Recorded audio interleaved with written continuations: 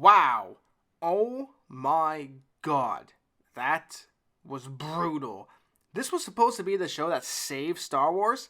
Actually, no, it was the non-canon Obi-Wan show on Dumb Plus. I didn't want to watch this, but screw it. I don't care. Let's make a video out of it. These few episodes were a struggle to get through. I needed an IV liquid bag of pure concentrate caffeine, crack, Adderall, and the blood of Jesus Christ going straight into my brain to get through this. Why do we keep doing this to ourselves as fans? Do we not have integrity or any self-respect? Why do we keep giving our time to these people who don't care about this franchise? Whose show is this supposed to be? They did it again, from Obi-Wan to Boba Fett to Mandalorian, and now this. Is this an Ahsoka show or a new season of Rebels? It starts off with an opening crawl that I didn't bother to read because I'm dyslexic.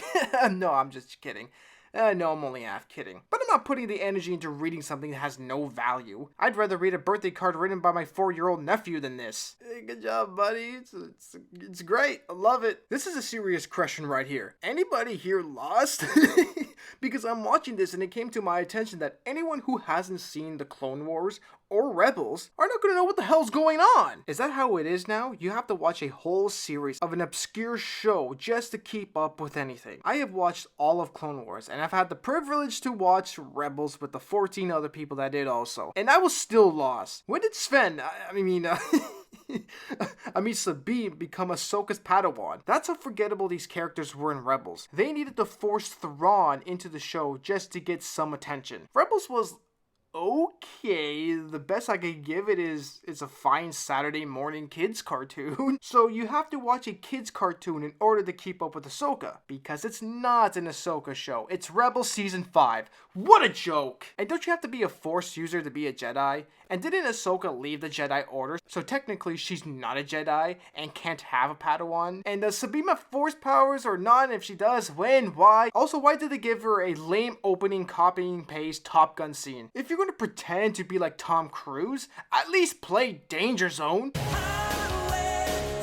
She's literally on a highway with absolutely zero traffic, not a single vehicle in sight. Can I live here? Like, damn, maybe 2 a.m. on a Wednesday night and the highway here will be ran more than Trudeau's anus. Seriously though, where is everyone?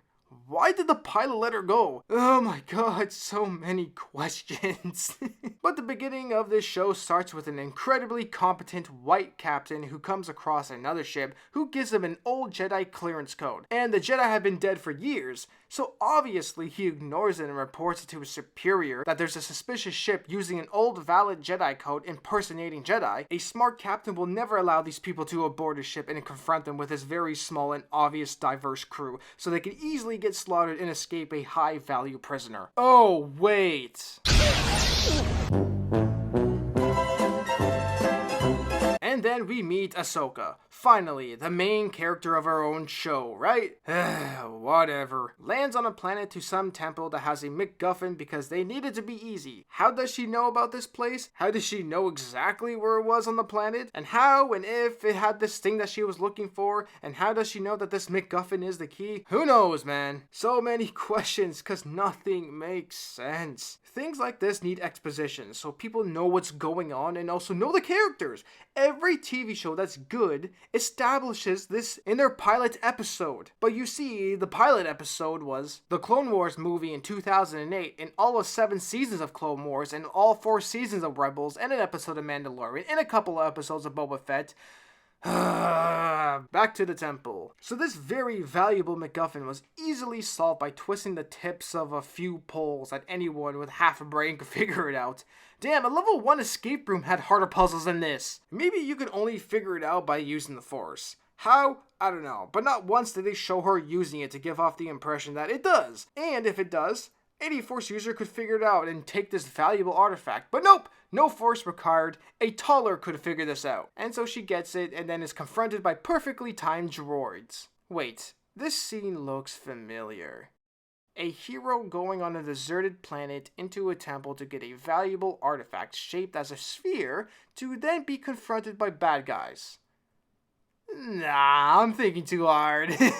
Ahsoka and the droid have a stare down which feels like a lifetime, and in the 6 years of the stare down, the droid behind her that she had no idea that was there could have shot her. And also, instead of keeping this MacGuffin as a mystery to keep the audience more engaged, the droid ruins it by asking her to hand over the map. To then Ahsoka declines and then fights them off in a very clunky choreography. The way she moved just looked slow and off. Oh yeah, remember, she's holding this very valuable item, so when she defeats the droids, they announce that they'll self-destruct and then give her enough time to run away. And for an explosion that is so big it makes Oppenheimer cream his pants, where's the logic in this? The item that you need, you were willing to risk it and disintegrate it if you couldn't get it? Huh? Bro, you can't make this up. And then later on, in this episode, this MacGuffin is solved by twisting the ball to align with the pattern. A fetus could have figured this out. At least make it interesting and have a Rubik's Cube twist to it at least. So then right after, Sabine gets swarmed by these droids who could have easily killed her, but then she defeats them with ease. How? By, I don't know, punching them in the face. Anyways, she loses the map and the girl boss has it now. And instead of leaving, she decides to have a one-on-one duel with Sabine, so Disney could say Ahsoka has the first female lightsaber duel. Cause that matters. And then the girl boss impales Sabine right through the damn gut. Oh no, she's dead. Not the well-beloved character that everybody knows and loves. She can't survive such a fatal wound. But then I remembered, Disney Star Wars lightsabers don't inflict any actual damage. Unless the script says so. Because Han Solo got impaled, and Qui-Gon got impaled. Shit, even the beginning of the episode with the white captain got impaled, and they all died. So obviously, Sabine is gonna die too, right? What are you, retarded?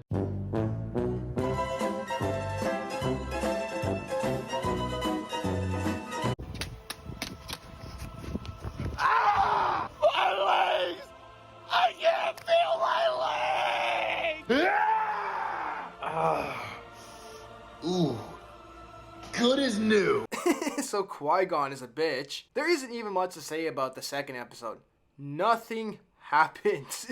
Just more walking and steering. Oh, if anything, if I could describe this episode in one word, is convenience. Like Ahsoka going back to yet again Sabine's home, where a droid is conveniently hiding. Why was it there? They got what they came there for, so there's no need for it to be there.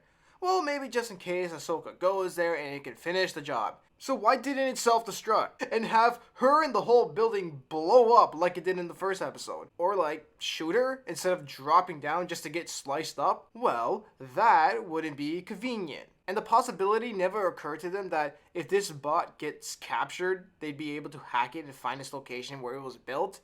And for some reason, there was no safety measure built into the bot that'll wipe all of its memory just in case something like this happens. Well, that wouldn't be convenient. Also, how come the only memory it has was the location it was built and not like, previous locations where it was or recordings of conversations? Anyways, good thing they got that location because they arrived at the perfect time, like 5 minutes before the ship was about to depart. Good thing the location they got was the exact location they needed to be at the right time, because any longer that ship would have been gone and mission would be failed. That would be an inconvenience. Good thing that random droid told them right before the ship took off exactly what's in there, or else that would have been inconvenient. I have seen such a droid. An HK-class droid recently prevented me from completing this task. Where is this droid now?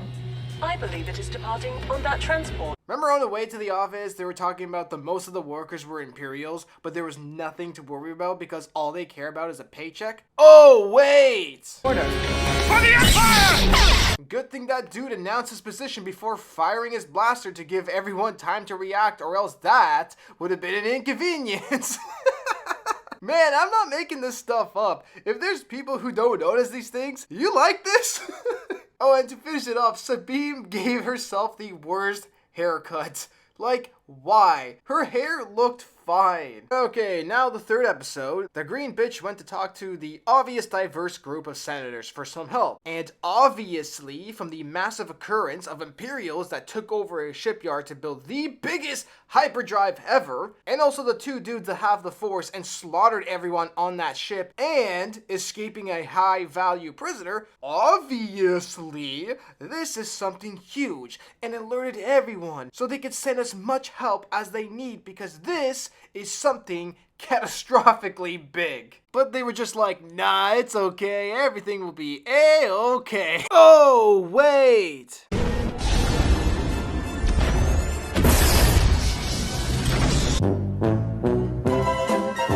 yeah, and apparently the Force can be used by anybody. You just gotta believe. Shut when you think about it. So, there was a space battle and, I can't. They managed to disable Ahsoka's ship, so now it's still defenseless in space. And typical girl boss says, We have them. why didn't all 3 ships shoot at the same time and just finish the job? Oh yeah, and Ahsoka's brilliant plan was to put on a spacesuit and fight 3 ships with lightsabers. Just because it might look cool doesn't mean it should happen. So yeah, and then they decided it will be smart to fly straight into Ahsoka so she can Ray Palpatine flip and slice it in half. Very smart. Glad you thought that through. Oh yeah, and another thing that came across my mind, the shields are down, so why was it when they were shooting at their ship, the lasers were just bouncing off of it and nothing happened? Huh? The shields are down! You should blow up the ship by now, right? Does nobody think this through? Anyways, they managed to get the shields back up and then they land onto the planet just right underneath them. And that was the episode. Now to episode 4. Finally, a real episode with consequences and things happening. Does this one episode forgive the nothing snorefest that came before? No. We shouldn't have to watch approximately 3 hours of nothing to finally get something. And the something we got wasn't anything spectacular. But nonetheless, it was still something, and I got some enjoyment out of it. Like, I love how they found them in the middle of the forest on an entire planet within minutes. I love how instead of calling in all the backup within the second they found them, they approached them with a small group instead. I love how the same droids that self-destruct, blowing up half the planet in the first episode, decided to not do it again and get the easy kill, but instead sneak behind Huyang, another droid, and then cover his mouth. I also enjoy the part when their ship had no radar detector in case of an emergency like this and waited inside till they got ambushed. It's a great start. A great wholesome moment is when Huyang told Ahsoka and Sabine to stick together. They work best when together. And that line would have been great and meaningful if Ahsoka and Sabine didn't immediately split up the second they battled the 2 slaves. You have to at least put them in a hard situation that makes sense, and they both come to the conclusion together that splitting up is the best decision, or they were forced to split up against their will. But you can't just say a line like that and then immediately do the opposite. At least have them fight together for a bit, and we see them winning, and then you split them up. Oh yeah, remember this dude? Had a mask on, mysterious. Who is this guy? Is he a brand new character? Is he a familiar character? What interesting thing could they have done that would have been cool? Who is this guy? A fart. Literally a fart. Even though the fight scene between Sabine and Girl Boss, I enjoyed, but come on, guys. That fight never should have lasted that long. She's clearly way overpowered against Sabine. Like, Sabine just doesn't die. How are you alive? I want to show you in real time how long a Mandalorian will last in a fight against a lightsaber-wielding Force user.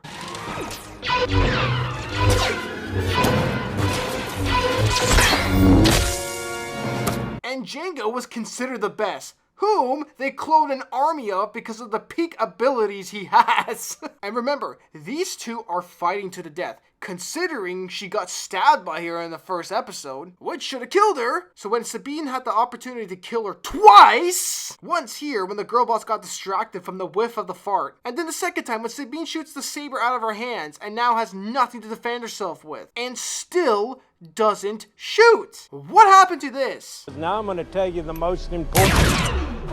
Also, where's the sense of urgency? Not once did I feel like Ahsoka or Sabine were rushing to stop this ship from fleeing. They took their time, man. Also, why did the witch bitch take so long to start charging the ship up? They've had what they needed for some time. Questions. To finally we get a really cool fight scene between Baylan and Ahsoka. And yeah, Ahsoka still looked clunky and slow, and instead of fluid, but I like how they showed Baylan fighting style as a strong man, where he isn't as quick, but there was an extreme power with his strikes. I also just found out when editing this that the actor Ray Stevenson that plays Baylan died. God damn, man. He's actually the best part of the show. He's the only good performance. What a shame, man. Oh yeah, when Ahsoka sees Girl Boss return and no Sabine, Ahsoka's reaction was,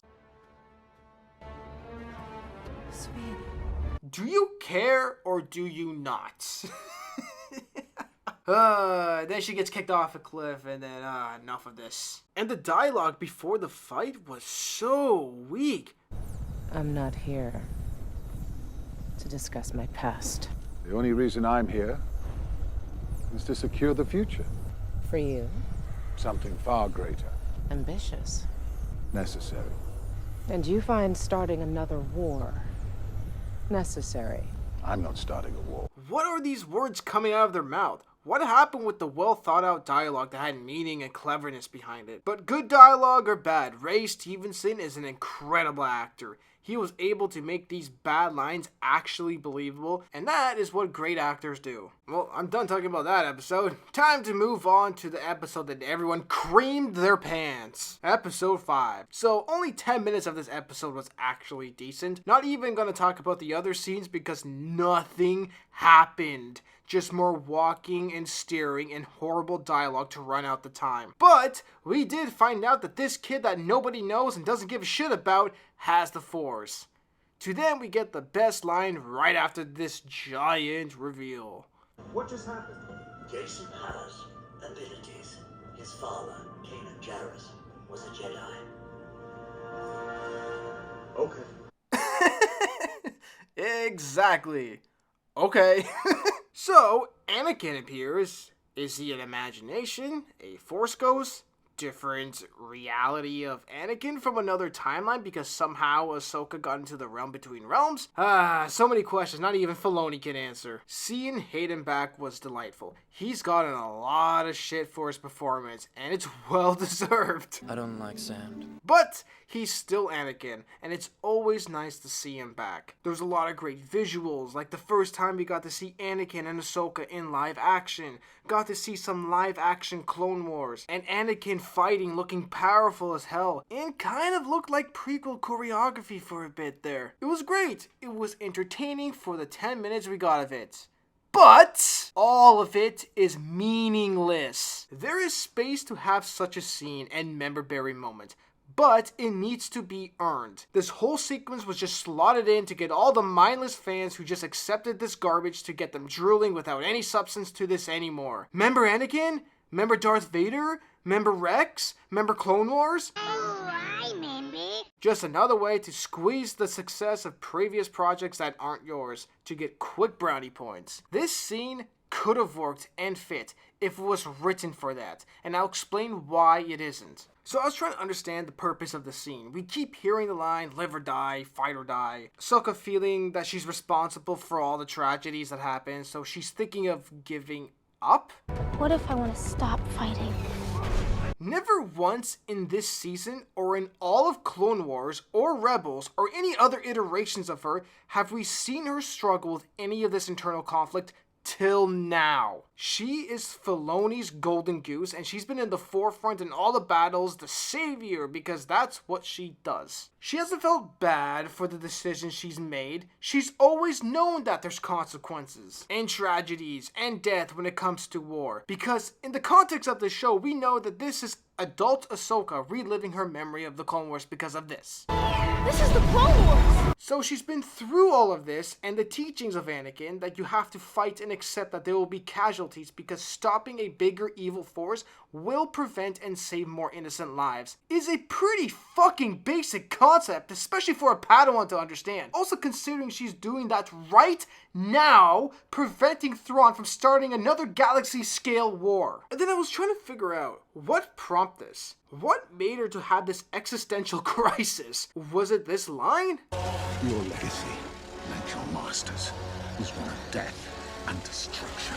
Did this one line just break her? Because nothing came before this. Why is she having this now? That line could have worked. Let's say at the beginning of the season, Ahsoka is struggling with everything that's happened, and you build on that conflict all the way to this random villain who we never met, nor Ahsoka has ever met, and say that line, putting her into a spiral. But It never happened. And then you will have the normie fans who think they understand writing and also think they're clever. And then they'll say the purpose of this is about her not becoming like her master, or afraid of her Padawan will become something like him and convert to the dark side. But then again, there was nothing giving us the impression that she felt that way. What do you mean, comical, you beautiful specimen? This whole sequence makes sense. She's seeing him all evil right now and afraid that she'll be like him. Can't you see the eternal conflict right now? It makes sense. Alright, bet. Do you guys remember the last time we saw Ahsoka? Yeah, do you know who that character is? Oh, so you do. Yeah, that's Luke Skywalker, Anakin's son. So you have Ahsoka, Anakin's Padawan, and you have Luke, Anakin's son. They clearly know each other. So you're telling me that they've never talked about Anakin or Luke informing Ahsoka that Anakin came back to the light and ended the Empire. Did you guys simply forget that? Well, that whole scene became pointless now. Also making that whole point invalid because she knew that Anakin was the chosen one and ended the Empire. So it doesn't make sense. Oh my god, what is this writing? He can't even follow his own canon. And so if Ahsoka is afraid of people dying because of her decisions and she feels responsible, not once in this season did anything like that happen to prompt her into feeling that way. Do you know how they could have built this tension up? By killing Sabine when she was supposed to die. That's how you show there's consequences. In the context of this season, Sabine complained that Ahsoka abandoned her. Then Ahsoka struggled with it too, dissociated herself with it. So that time when she abandoned her, meaning Sabine didn't get more training, which also means she's still shit, and then they finally unite once again. And then Sabine dies in the end of the first episode with Girl Boss melting her insides with her saber because Ahsoka's negligence and abandonment resulted in her Padawan dying because of the lack of training. That's how you show consequences. So why was this whole sequence here? That's why. Just to show Hayden. Because Dave Filoni has cracked the code. Because he can't rely on his writing to keep the audience engaged. He just shows familiar faces and apparently it melts the brains of fans, I guess. He did it in Mandalorian Season 2 by showing Ahsoka, Boba Fett, and Luke. And then did it again in the Book of Boba by showing Ahsoka, Din Djarin, and Luke. And now with Hayden. And also, where the actual fuck is Luke in any of this? This is a galaxy-ending threat that 1000% Luke would get himself involved. Like, are you serious? Is this a joke? Is this supposed to be canon? So where is he? Questions. Which for some reason mindless fans aren't asking because of this philosophy. Don't ask questions. Just consume product and then get excited for next product. But I guess the edit where Darth Vader flickers in and out is cool. Guys, I get it. It's cool, but relax. A 50-year-old dad on TikTok can do that edit. Also, since you're bringing Hayden back, this should be an entire episode, not 10 minutes. Time to die. Man, this also would have been way more entertaining. Somebody please write the dialogue for Dave. So, what was the point of all this? What did she learn? I choose to live. So, you learned that it was better to live and not die? Did you just not know that? Huh? And then Anakin says this. There's hope for you yet. What do you mean there's still hope? When did we not have hope? She was in the process to save the entire galaxy. If anything, your son, Luke, is doing absolutely nothing, but attempting to murder his own nephew, who is your grandson! Okay, the 6th episode. Man, did Filoni play Death Stranding? Because all the show is just walking and staring. You're allowed to have certain plot points happen, but the meat all around it needs to have substance. Some seasoning, a nice sear, butter basting, and for a bonus, maybe even a sauce. All we got in this season was a sad piece of gray steak, and that's the majority of this season so far. Like, I can eat it, it's definitely food, it looks like a steak, but I'm not enjoying it. So the point of this episode was to introduce Thrawn and Sabine fighting Ezra. I think, and this isn't just with Star Wars, I think in general people have lost what cool is, because they sort of built Thrawn up for this, and honestly regular people are just so lost in exactly why they should care about this villain. But for some normie fans, we know who Thrawn is. So without any context, we're just excited to see live action Thrawn for the first time, because we know how menacing he is. So what cool reveal are we gonna get? Who is this fat ass? Is this supposed to be Thrawn? Because Thrawn be looking like Elon Musk. Literally. But comical, don't be so insensitive. You could still be fat and menacing at the same time. Alright, bet. In the context of this show, this Thrawn is supposed to be the Rebels Thrawn because Filoni thinks everybody has watched Rebels. However, in Rebels, we see Thrawn fit as hell, training and all, and this is supposed to be the same Thrawn? He looks like a slob, a fat, lazy slob. His suit is all wrinkly too. Did he just stop caring? Is there a Krispy Kreme on board? I mean, I don't blame him, but still, he acts as if he's waiting for this moment, but you look like you gave up. But actions speak louder than words. And looks, I guess. So what cool thing can he do to solidify how much of a badass he is? Oh, a reunited situation with Sabine. He doesn't like her. She doesn't like him. She wants to put an end to his plan. Perfect opportunity to end her right now. How badass and cool would that be? Oh, wait, he lets her go. How cool would it be if he wanted to kill her and then Baylan steps out of the line and stops him because he gave her his word that she'll live. And then Thrawn looks at him with this dirty look, stares him right in the eyes as he shoots and kills Sabine, establishing how badass and smart and in charge of a villain he is. And on top of that, creating tension between him and Baylan, because creating tension is how you make film, but I guess the fans like their backs to be rubbed as they're watching. Jesus Christ, man. Safe is so boring. So cool we established that Thrawn's an idiot, so Sabine goes off in an adventure to find Ezra, which took her a total of 2 hours. So, obviously, in this walking simulator of a show, we need to have a fight, or else it'll be too boring. Basic writing structure, duh, so let's have a group of bandits attack Sabine at once, and shoot everywhere at her armor but her face. And when they do get her on the ground, obviously you don't shoot her for the easy kill, you all approach her and beat her with sticks. And then she kills them all with ease. Bro, she just doesn't die. Most blatant plot armor ever. Then she meets these crab-like creatures that conveniently take her to Ezra. And I see people complaining about the design. That's the least of my problems. Star Wars has always had creatures like this. But my problem is, why is it wearing a fucking suit? Then she has this cute back and forth with this animal with really dumb dialogue. But a cute moment to have, but also a filler scene to run out the clock. To then we finally meet Ezra in the most underwhelming way possible. I knew I could count on you. Dude looked like he found God and was playing the bongos in the sun while tripping on shrooms for the last few years. So we can get this awkward and non-reaction.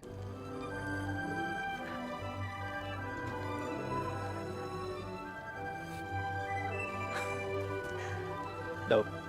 Sure took you long enough. Yeah, that's so cool. Can't wait to tweet about how awesome this was. So how do we make this awesome and cool? I don't know. How about instead of seeing Ezra for the first time leaning on a wall with his arms crossed looking like he took a shot of heroin? Maybe, I don't know, the moment Sabine got swarmed by those bandits, she's getting her ass kicked and about to die, and when they disarm her saber, all you see is the saber flying through the group of bandits into the hand of a bearded Ezra, and then we see him whip ass. Now that's a cool entrance. That's worth talking about. That's worth hashtagging about. And this would make a lot more sense if these two were actually in love with each other, but no, they have to ruin that from the very first episode, from Ezra calling her he loves her like a sister, and it will make more sense if she's sacrificing the entire galaxy for her loved one. And then when they do reunite, they actually kiss instead of just doing this awkward hug. But no, you can't have that in Disney Star Wars because it's a straight relationship. It can only happen if it's gay. Man, I know I got 2 more episodes to cover, but this video will go on forever. So I'm going to briefly go over the important stuff. There were so many issues because it's filled with so much nonsense and stupidity. Like, the thing that hurt the most was Ezra being a nothing character. This guy was the main character of Rebels. They built this character up to be one of the next Jedi and an actual Force user. And when it came down to take his weapon, his manhood, he says he doesn't need it because he has the Force? At least take a blaster. No. The Force is my ally. That's all I need. And then 2 seconds later picks up a weapon.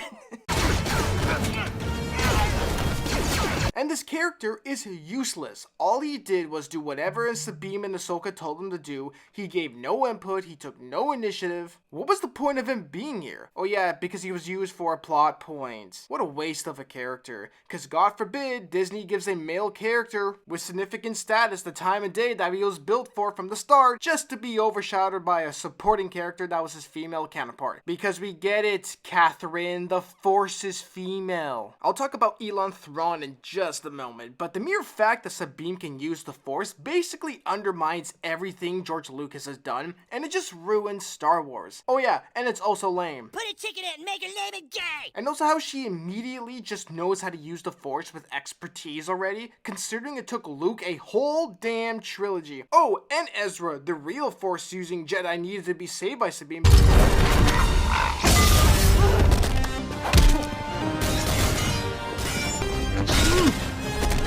Because we get it, Katarina, the Force is female. But don't you worry, guys, we got zombie stormtroopers. So cool! Yeah, it would have been cool if it was done correctly, not just slotted in here and rushed just to say we have zombie stormtroopers. Stormtroopers are already bad at their job already. They have no accuracy, they're slow as hell, and they lost against the Ewoks. But now they're zombies, so they're even slower. They got no guns, and yet they still struggled with an inferior version of these stormtroopers. Anything, this should have been a cakewalk, because they have lightsabers in the Force, and all you need to do is just slice their head off! But anyways, it was a minor inconvenience to them, so they could find their way to the witch lady who lets Ezra and Sabine go, so she can have a one-on-one duel with Ahsoka. To waste our time with some of the most boring choreography ever.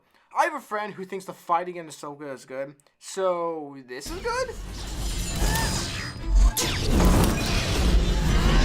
This show costs over $100 million to produce, and this is good. So if this is good, what the fuck is John Wick?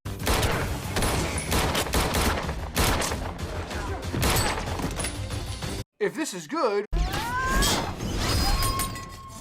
what is The Raid?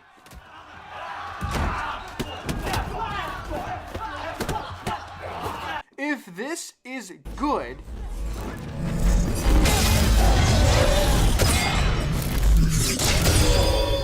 what is Daredevil?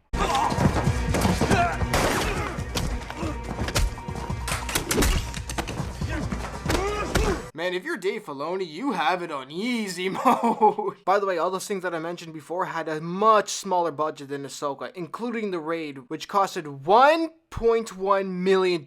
Jesus fuck! Oh yeah, remember C-3PO? May I speak? No. Oh yeah, Sabine just doesn't die. Oh yeah, remember the master strategist Thrawn? How he's so smart? How is he so smart? Well, he lets Sabine go instead of killing her. You helped my cause. Now I shall help yours.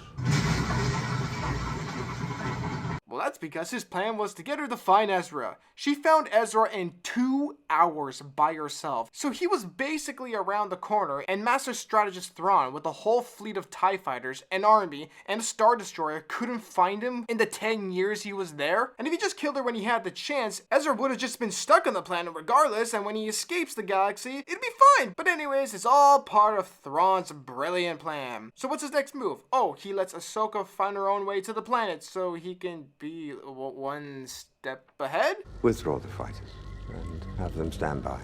There's no need to waste our resources, which is why we must control all variables. Put her on a path of her own choosing, so that no matter which direction she takes, we'll always be one step ahead of her. Because it's all going according to his plan. He has Ahsoka, Sabine, and Ezra in his crosshairs on so many times to end it, but instead of doing that, he withdraws to keep on delaying and for them to get closer so he can charge up his ship. Recall the gunships. Call off the aerial pursuit.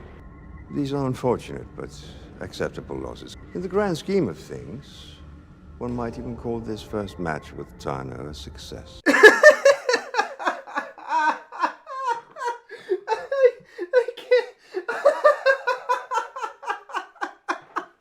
With our enemy distracted, the cargo transfer is now almost complete, which means we shall soon leave this forsaken place. It's all part of his plan, alright? Give Thrawn the benefit of the doubt, okay? It's all part of his plan. And then he unleashes a heavy rain of bombs when they were underneath him, just to miss completely because of plot armor, and the show needs to keep on going. Hellfire upon them.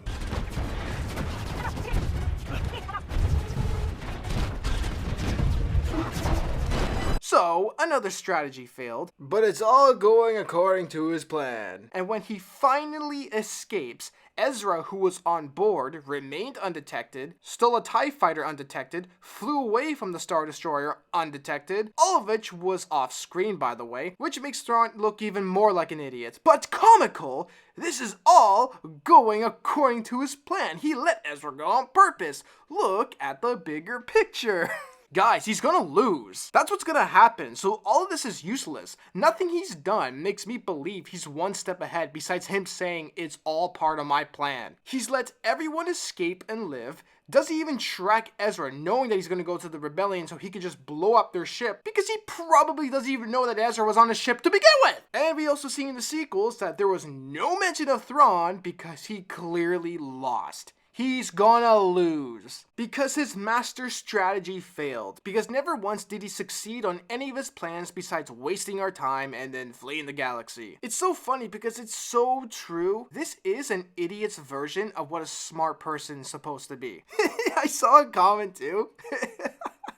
It was so funny. It was like, Thrawn could trip on his own laces, fall down a flight of stairs, land face first in Gorlock the Destroyer's ass, shit himself, and get back up, brush his shoulders, and say, it's all going according to plan. And then when Ezra is arriving to Green Bitch, who's supposed to be a general, she sees an enemy ship getting close. Never once did she try contacting it to figure out what is going on or who it is. And I guess it didn't go through Ezra's mind to contact them and say, hey guys, don't shoot, it's me, Ezra.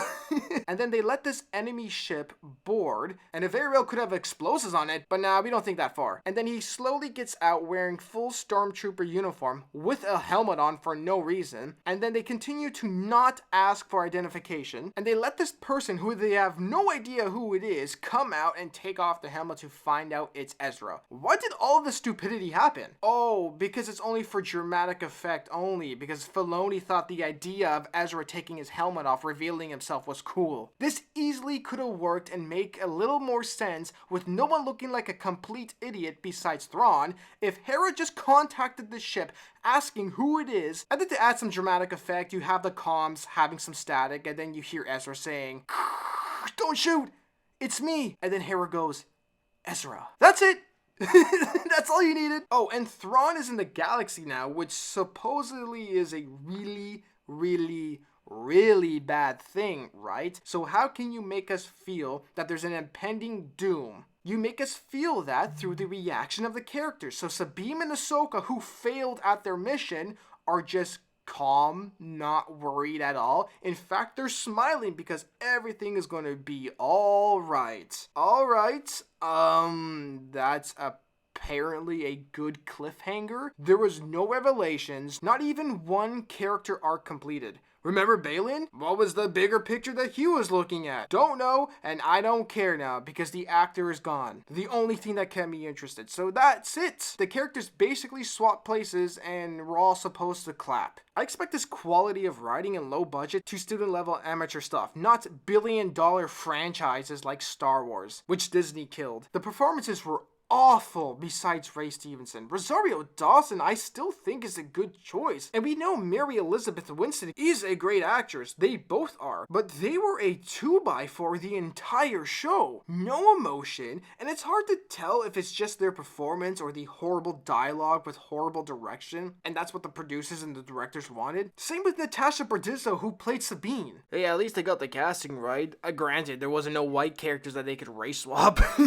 And the thing that pissed me off about Sabine is that all of this happened because of her. Her idiotic decision to steal the map in the first place, to then get stolen by the enemy, which then she gave it up again instead of destroying it so Thrawn could come here, commit a galaxy-scale genocide, and nobody calls her out on this shit. Not one person. She faced zero consequences. Even Ezra, who sacrificed his life to save the galaxy, didn't even ask how she got here, or even have the balls to call her out on it. So his sacrifice meant nothing. Even Hera, disobeying orders from the council. Hey, it very may have been the right choice, but you still broke the law and faced zero consequences. All she got was a wink wink, nudge nudge. Jesus Christ, man. Leave it to Disney to have women face zero consequences for their actions. What a great message to send to people. Now that is Star Wars. All of these characters played the exact same character, which I guess is stoic. And the issue with that is it only works with male characters. That characteristic is typically a masculine trait, which is why it works for Balin. But if you write all the women like that,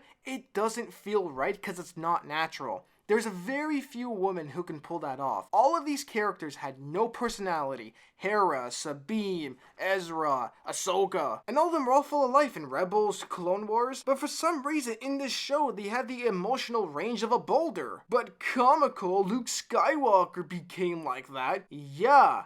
He's a man, and Ahsoka isn't Luke. This Ahsoka was just a plank of wood. Damn, the child actress that played Ahsoka in the flashback scene did so much better, and that felt more like Ahsoka than Rosario Dawson as Ahsoka. You can have her mature and age, but still keep her Ahsoka, you know? She doesn't have to be a tree trunk. And normally before streaming services, you used to make a pilot episode, and if it did well, the studio will greenlight it for a full season. But now, the whole season is already greenlit, and it's ready to shoot without having any test episode. And pilot episodes gives you time to reflect and change things. Like if you're a director or producer and you see an actor like Ray Stevenson, for example, killing every scene that he's in, you'll give more screen time for that character and flesh him out more because it will make a better quality product, which also means more eyeballs. But that also takes people with actual vision and writing, and also it doesn't help that the whole season is already written and greenlit without having a pilot, so we get very little and nothing of that great character Balin, because we wouldn't have characters like Daryl from The Walking Dead, who was a supporting character at the beginning and became so liked that he's one of the main characters now, or like Jesse Pinkman, who was supposed to die in the first season, and they liked this character so much that they kept him around, creating one of the best dynamic duos in TV ever. Or like Chris Pratt, who played Andy in Parks and Rec. He was supposed to be a one-off character, but they loved the chemistry that he had with the rest of the cast, and he was so likable on set that they kept him around, and he became one of the best parts of the show. Oh my god, I forgot to mention Morgan Elsbeth, who played the witch bitch, was so annoying as hell with all those facial expressions. Like, calm your face muscles, man! In case any of you watched this show and was confused on what's going on, it is your duty to go on YouTube to watch a 20-minute lore video to keep up, okay? It's your fault, not the writers. Which brings me to Dave Filoni. Dave Filoni is not a filmmaker or a writer. He's just a dude who is a massive fan of Star Wars who managed to find himself working with George Lucas and somehow given the power to make legitimate content that gets aired worldwide. He's no different than some random dude that you just pick off the street. Just because you're a fan of something doesn't make you a good writer. Being a good writer means you're a good writer. Let's see how legitimate he is. Let's take a look at that portfolio. Oh wow, he's literally have done nothing else but Star Wars. I thought he was a filmmaker. They make different things. I guess not him though. Did a few episodes of The Last Airbender, okay. He did a few episodes of The Last Airbender, okay, I guess. And everything he's done was all cartoons. And wow, it makes perfect sense. All he's done is cartoons. He's writing this live action show as if he's writing a kid's cartoon. Even though they're both considered filmmaking, they're still two completely different things and they need to be handled differently. And the Ahsoka show proved exactly where his skill sets lay. And live action is way out of his skill set. And you think a guy who has worked behind the scenes with George Lucas and other filmmakers would at least be semi-decent. But this is the best he can do? Clearly, Disney has run out of people, and he is not it. They ruined the relationship with Favreau, the last legitimate filmmaker that actually cared. Mandalorian wasn't good because of Filoni. It was good because Favreau, who made Iron Man and other great films, an actual filmmaker, is the reason Mando was good. Until it went to shit because of other reasons. But it was Filoni's idea to bring Luke in. Oh, you mean George Lucas's creation that George made a whole fanbase love? Filoni doesn't get points on that. Oh, he brought Anakin back. Anakin already came back in that shit fanfiction show that was Obi-Wan. But again, not his creation. Let's see that portfolio again. He directed the Clone Wars movie. It kinda sucked, but again, not his original creation. George was the one who started the Clone Wars. Dave just fleshed it out. Okay, then there's the Clone Wars TV show. Not many people watched it, and it was mid. Most of that show was mumbo-jumbo filler with some good moments. The last 3 episodes were some of the best Star Wars, but that's it. The entirety of the show was boring. I wouldn't recommend it to anyone. And no, 3 great episodes doesn't save a show. Okay, what else? Rebels, the show that Ahsoka is based off of. Boring as hell. Couple of good moments, but forgettable. 10 people watched it and he broke a lot of rules in the universe. Yeah, Dave, you're supposed to work in the confinements that George set in place, not you making up your own rules. One of the scenes I do remember is yet another thing that is not his original work, when Vader made an appearance in Rebels, or closing the chapter between Obi-Wan and Maul, using the success of previous work. Look, I'm not saying it's a bad thing, and I appreciate that he's expanded into some of these things. But the point I'm trying to make is none of these things that people enjoy from Filoni are any of his original creations. Not even going to mention the other cartoons because nobody watched them. Even Thrawn, a character he didn't create. Timothy Zahn created him, and Timothy is the one who did it well. And then Filoni comes and takes Timothy's character that he made popular. Best thing Filoni has done was create the character of Ahsoka, and she was great until her own show, but again, needed help from George Lucas's creation of her being Anakin's Padawan, set in the time zone of the Skywalker time. You take Ahsoka out, because remember, she didn't exist until now, and she was never even mentioned once in the prequels or in the original trilogy because she never existed. So if you took her out, nothing changes. So what does Filoni have? Nothing. Not saying fleshing out certain things is a bad thing. I'm happy he did some of that. I'm happy that there was the Clone Wars. But my point is, he's not a creator. He hasn't made anything completely original. Like, expand the universe, make a story set in a different time with different characters, or do anything unrelated to Star Wars. Shit, he even ripped off Tolkien and Peter Jackson's Lord of the Rings with Ahsoka too.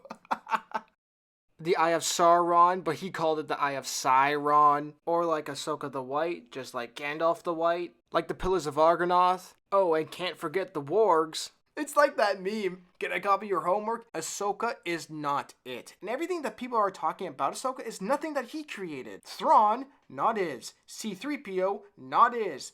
Anakin, not his. And this was his true first live action that he has handled. And everything from choreography to directing actors, Jesus Christ, bro. You're directing real actors, man, not cartoons. Normally for filmmakers, before you get a project on the scale as this, you do small things, like you make short films, and then film bigger budget music videos, then you direct some episodes of live action shows for multiple different projects, and then you do a small budget movie, which he has done none of that, before being slotted in for a big project like this. You work your way up. Not saying there is no place for Filoni, but he can't film or write. He's honestly best used as a consultant. So you can get real directors and real writers, and then they just use him for his feedback, for lore and such things. The people that say he's good for Star Wars don't know anything about filmmaking. If this show was so good, why did it need Anakin to make you excited? If this show is so good, why is nobody talking about it? And yo, man, I'm not even saying that George Lucas's Star Wars was anything perfect. But when you make something good enough and there's a plot hole, people tend to forgive mistakes because the rest of the stuff were great. Like the gaping hole in the Death Star. Makes Palpatine look like an idiot. How you miss something so vital for $1 trillion project is ridiculous. Hey, Palpatine. Yes, Darth Vader. If you don't jump down there, you're gay. Bet. Or why did Obi-Wan wait so long to train Luke? But the rest of the stuff were great, and you forgive stuff like that. But Ahsoka, right from the beginning, had so much stupidity, and I only covered half of it, that it was just ridiculous and laughable at this point. And hey man, maybe it's not 100% his fault. His boss is Kathleen Kennedy. Put a chick in it, make her gay! And I'm sure she's meddled in his shit, but in the end, he needs to take responsibility because he wrote it. Even it may have felt I have attacked some of you because I did, but I'm not here telling you what you should like. If you enjoyed Ahsoka, cool, that's great. Just don't say it's good, because it's far from good. You're allowed to like shitty things. Just because there were good moments doesn't make it a good show. Just because there was great scenes doesn't make it a great movie. It just means there were good moments. You're allowed to like shitty things. I love The Walking Dead. I'm a huge fan, but I'm not gonna tell you it's good. I wouldn't recommend it to anyone. That show hit rock bottom, but I can admit that and explain why it went to shit. There's also shitty croissants, and then there's really good croissants. You can go get a mass-produced, shitty quality $3 croissant from Tim Hortons and enjoy it, but you don't have to settle for shitty croissants. Because a real pro chef would understand that the type of flour you use will affect the product. Sourcing the best butter with the highest fat content, fermenting the dough, making the dough in a cold environment specific for croissants, and also the technique of creating a lot of layers to maximize flakiness and texture all results to a great quality product. And all of those steps that I just mentioned isn't for you to know. It's up to the people making the product. And that's Filoni. He doesn't know how to film or write. He doesn't know how to do any of these steps, which is why his product suffers. He clearly doesn't know and hasn't put in the work. You can like Ahsoka, the shitty $3 croissant, but you don't have to settle for it, because there is better. We've had better. So let's start pushing for better filmmakers, or else we'll keep settling for the same trash and eventually there will be no Star Wars. And it's dead already. Disney didn't kill it. It died the day Lucas sold it. Thank you for watching. Please leave a like, subscribe, and until my next one, ta-ta for now. They weren't that keen to have me involved anyway, but at the same time I said, I'm not going to, if I get in there, I'm just going to cause trouble, because they're not going to do what I want them to do. So. And I don't have the control to do that anymore, and all I would do is muck everything up. So I said, okay, I will go my way, and I'll let them go their way. And it really does come down to a simple rule of life, which is when you break up with somebody, the first rule is no phone calls. The second rule, you don't go over to their house and drive by to see what they're doing. Yes. The third one is you don't show up at their coffee shop or the things what you're going to run in. You just say, no, gone, history, I'm moving forward. Because every time you do, and you know, we all learn this from experience, every time you do something like that, you're opening the wound again. And it just makes it harder for you. You have to put it behind you, and it's a very, very, very hard thing to do. But you have to just cut it off and say, okay, end the ball game. I got to move on. And everything in your body says, don't, you can't. And these are my kids. So all those Star Wars films. All the Star Wars films. They were your kids. Yeah, well, they are. Right. You know, I loved them. I created them. I'm very intimately involved in them, and obviously to and sell you them sold off. them. I sold them to the white slavers that take these things and